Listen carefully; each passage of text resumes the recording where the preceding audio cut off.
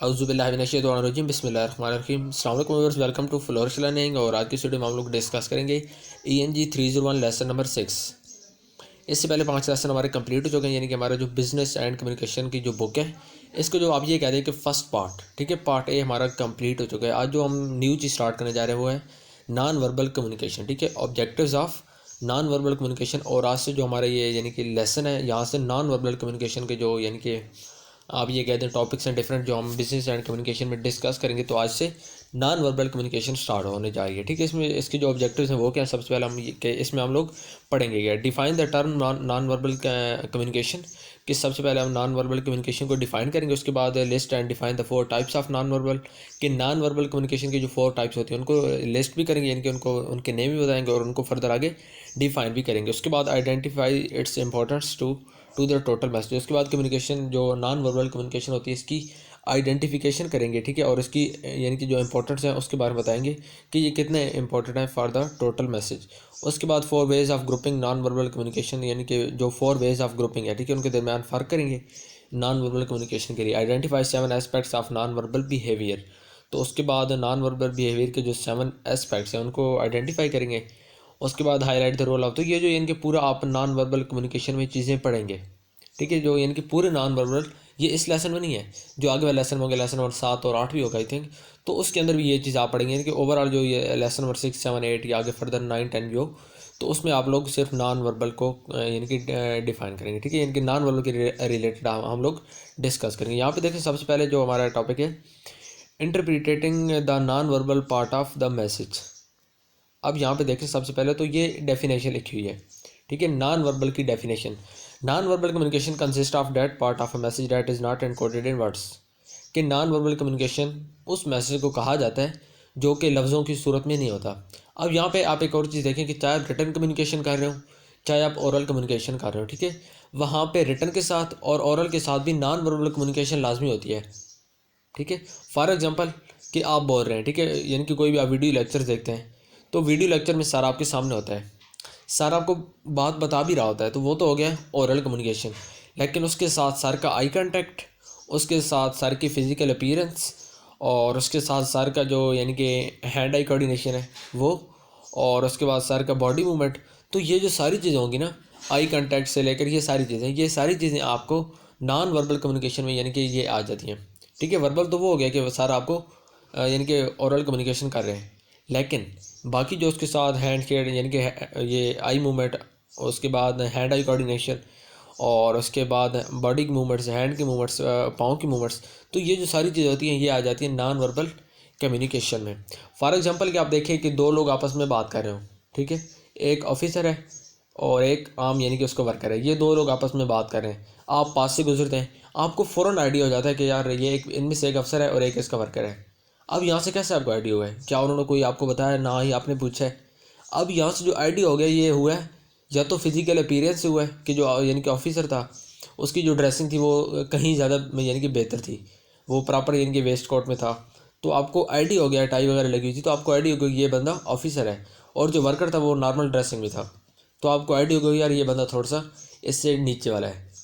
तो अब यहाँ से कैसे आपने यानी कि अंदाज़ा किया उनकी जो यानी कि आप ये कहते हैं फिजिकल अपीयरेंस थी, ठीक है। उसके दर इसी तरह अगर वो कोई बात करे, आपने कोई बात सुन ली है, ना उन्होंने आपको बताया ना आपने पूछी है, लेकिन उनकी बातों से आपको आइडिया होगा कि अगर इनकी जो ऑफिसर है वो उसको अबाउट ऑर्गेनाइजेशन बता रही है, जो उसकी कंपनी उसके रिलेटेड अपने वर्कर को बता रहा है, तो आपको आइडिया होगा कि यार ये बंदा जो है ये ऑफिसर है और ये जो नीचे वाला ये इसके अंडर काम करता है, ठीक है। तो इस तरह यानी कि आपको खुद ब खुद आइडिया हो जाता है मुख्तलिफ यानी कि चीज़ों को देखकर, फिजिकल अपीयरेंस वगैरह को देखकर। तो इसमें आपने क्या लिखना है कि अगर आपको नॉन वर्बल डेफिनेशन यानी कि पूछा जाए कि नॉन वर्बल क्या होता है, तो सबसे पहली बात है this message consist of that part of a message that is not encoded in words, कि जो मैसेज वर्ड्स में इनकोड नहीं किया जाता उस मैसेज को हम कहते हैं नॉन वर्बल कम्युनिकेशन।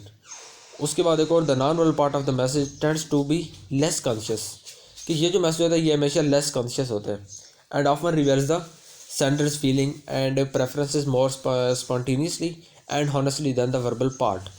तो इसमें यानी कि कोई भी आप यानी कि जब हैंड आई मूवमेंट या कोई भी यानी कि बॉडी मूवमेंट या फिजिकल अपीयरेंस, तो इसमें कोई चीज़ झूठ नहीं होती, ठीक है। जो चीज़ आपको नज़र आ रही है 90 या 95% केसेस में वैसा ही होता है, जबकि रिटर्न में और जो होती है उसमें दूसरी यानी कि ओरल कम्युनिकेशन, तो उसमें जो आपको यानी कि कम्युनिकेशन हो रही होगी तो मुमकिन है कि उसके अंदर यानी कि उसके अंदर कहीं ना कहीं कोई झूठ पाया जाता हो।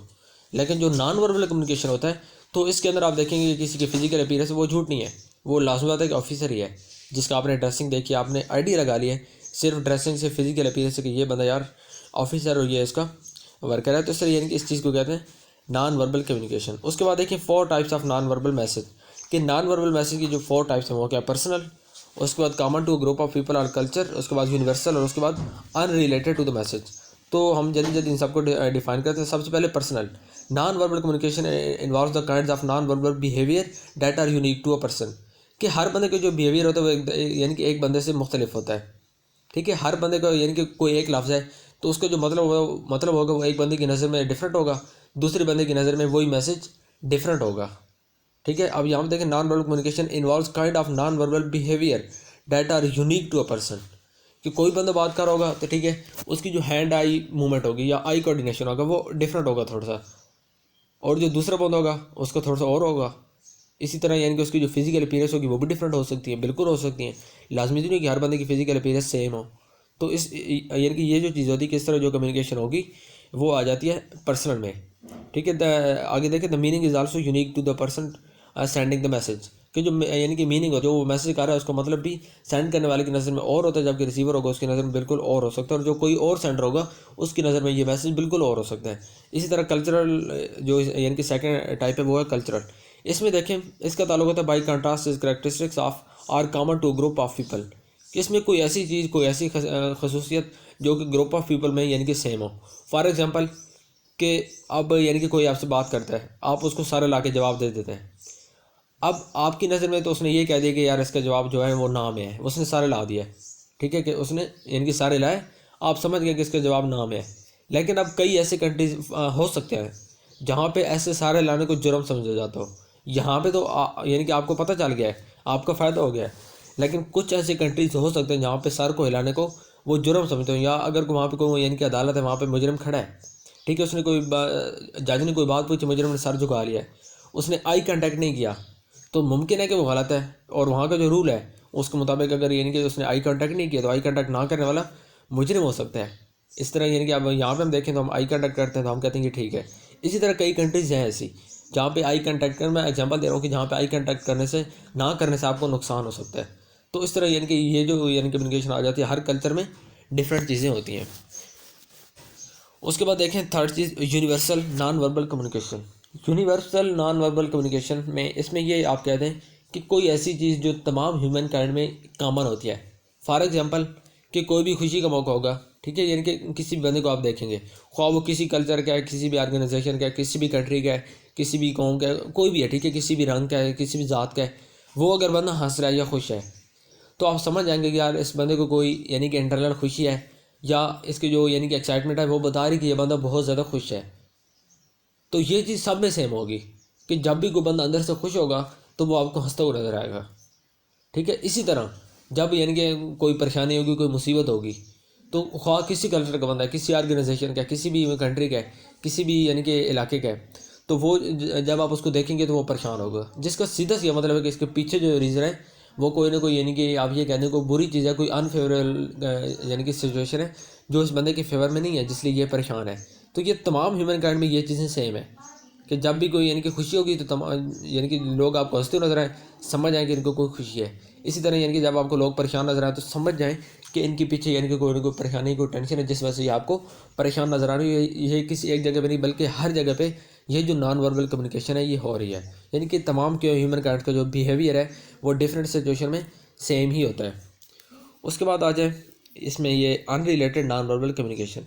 अनरिलेटेड नॉन वर्बल कम्युनिकेशन यानी कि जब भी आप कम्युनिकेशन कर रहे होते हैं, ठीक है, तो इसमें डिफरेंट चीज़ें होती हैं अनरिलेटेड होती हैं जिसका आपके मैसेज से कोई ताल्लुक नहीं। तो फॉर एग्जांपल आप यानी कि लेक्चर दे रहे क्लास में, ठीक है, आपने लेक्चर आपने लेक्चर दिया, लेक्चर के दौरान आप यानी कि स्नीज़ करते हैं, तो स्नीज़ करते हैं, अब इस स्नीज़ का आपकी जो यानी कि मैसेज आप डिलीवर कर रहे हैं या जो आपके सुनने वाले हैं, तो इसके दरम्यान में ख़ास ताल्लुक नहीं बल्कि कोई ताल्लुक नहीं है। इसका ताल्लुक सिर्फ आपकी पर्सनल यानी कि जो अपीयरेंस है उससे है।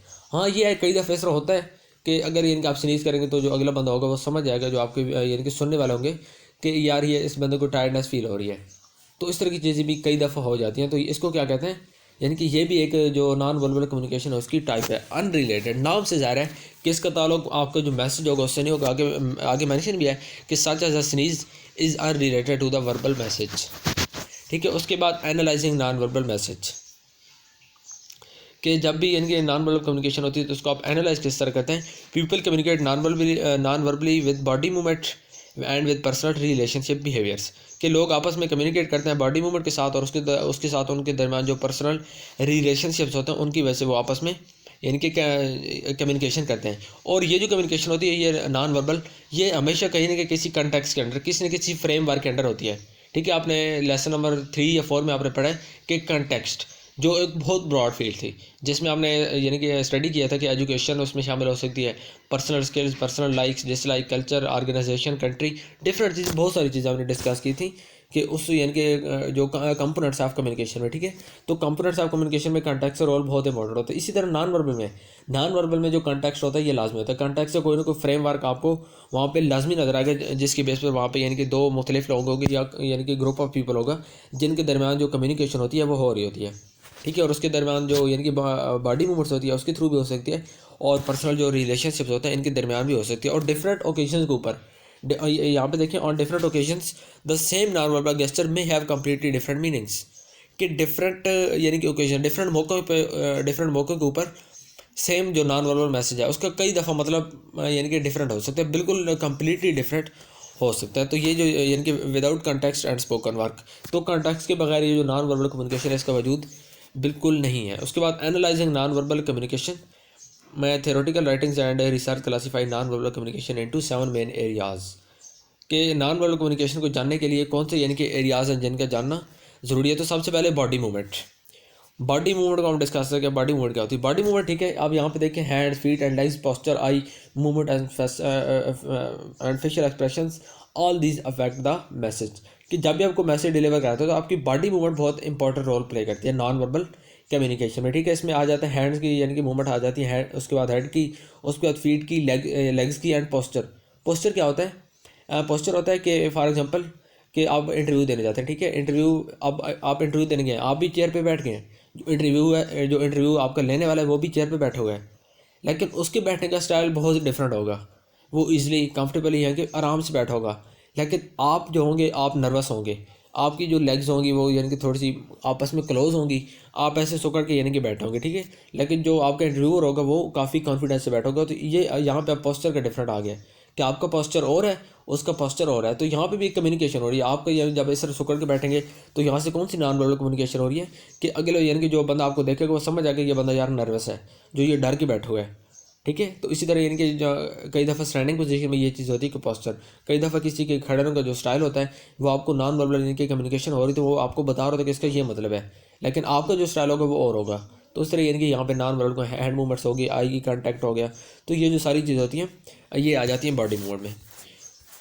उसके बाद जो सेकंड चीज़ है फिजिकल करैक्टरिस्टिक्स, के physical characteristics such as body shape, general attractiveness, body and breath odours, उसके बाद weight, hair and skin colour, के फिजिकल करैक्टरिस्टिक, फिजिकल अपीयरेंस की वजह से भी जो नॉन वर्बल कम्युनिकेशन होती है ये बहुत ज़्यादा यानी कि इंपॉर्टेंट रोल प्ले करती है।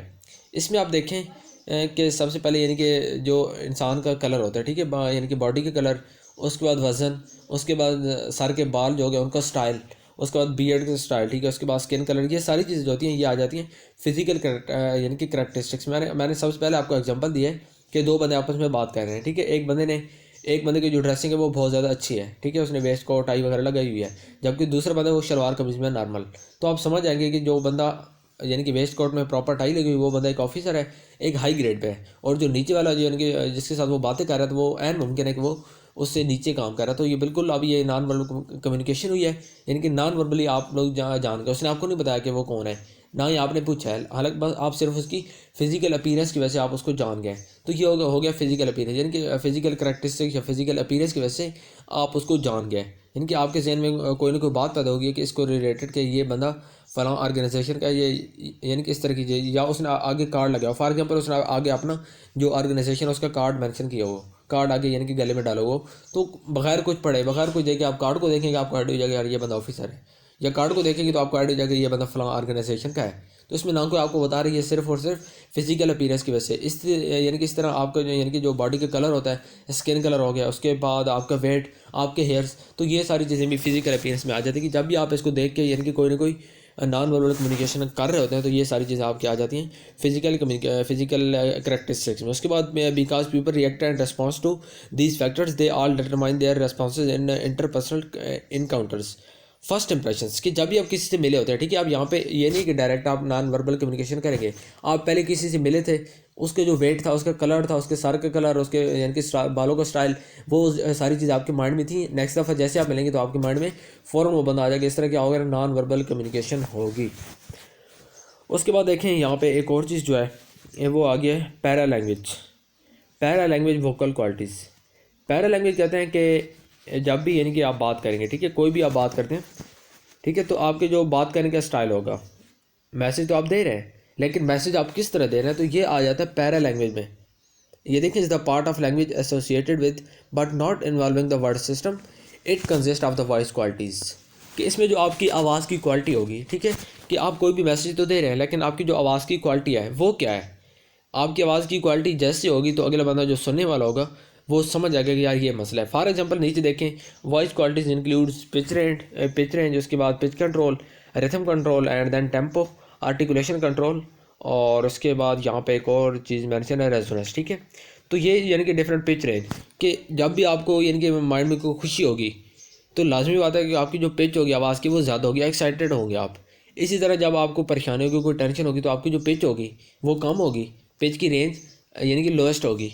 तो इस तरह एक नॉन वर्बल यानी कि जो आप ये कहते हैं नॉन वर्बल कम्युनिकेशन हो रही है कि अगला बंदा समझ आ गया यार इसको कोई मसला है। मैसेज तो वो आपने दिया है, हालांकि मैसेज पता नहीं, मैसेज जो भी था, मैसेज मैटर नहीं करते यहाँ पे पैरा लैंग्वेज में मैटर जो कर रहा है वो ये चीज़ है कि आप जो मैसेज दे रहे हैं वो किस तरह दे रहे हैं। उसके बाद पेज कंट्रोल, ठीक है, इसी के रिलेटेड रिथम कंट्रोल कि आप कोई भी बात कर रहे हैं, ठीक है, आप कोई भी बात कर रहे हैं तो क्या आप प्रॉपर एक रिथम में चाह रहे हैं, प्रॉपर कंटिन्यूस बात कर रहे हैं, बीच में रुक रहे हैं। अगर रुक रहे हैं तो मुमकिन है कि आपको कोई टेंशन होगी, आप हेजिटेंट हैं, आपके अंदर कॉन्फिडेंस की कमी। तो ये सारी चीज़ आप ना तो आपने उसको बताया और ना उसने आपसे पूछा है, लेकिन वो खुद ब खुद जान जाएगा कि यार इसके अंदर कॉन्फिडेंस की कमी है। टेम्पो, आर्टिकुलेशन कंट्रोल, तो ये सारी चीज़ यानी कि जिनका ताल्लुक एक पिच है, तो यहाँ पे इनको डिफाइन करने की ज़रूरत नहीं है।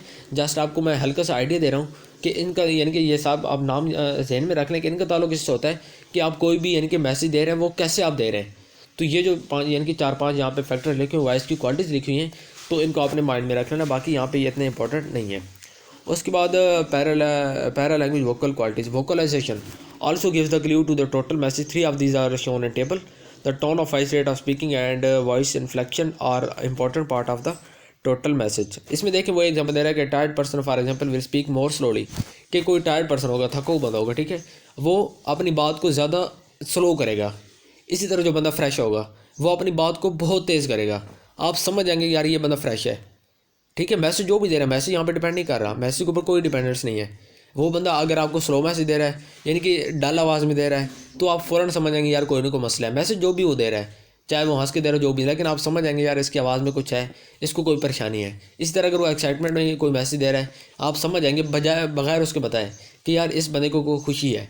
तो ये जो सारी चीज़ आती हैं ये आपकी आ जाती है पैरा लैंग्वेज में। उसके बाद आगे इसके मज़ीद यानी कि 2-3 जो इसकी टाइप्स हैं वो हम लोग नेक्स्ट लेक्चर में डिस्कस करेंगे। उम्मीद करता हूँ आपको यहाँ तक ये चीज़ें पसंद यानी कि लेक्चर पसंद आएगा। काइंडली चैनल को सब्सक्राइब कर लें और बेल आइकन के बटन को प्रेस कर लें ताकि जितनी भी मैं वीडियोज़ अपलोड करूँ आपको फ़ायदा हो सके।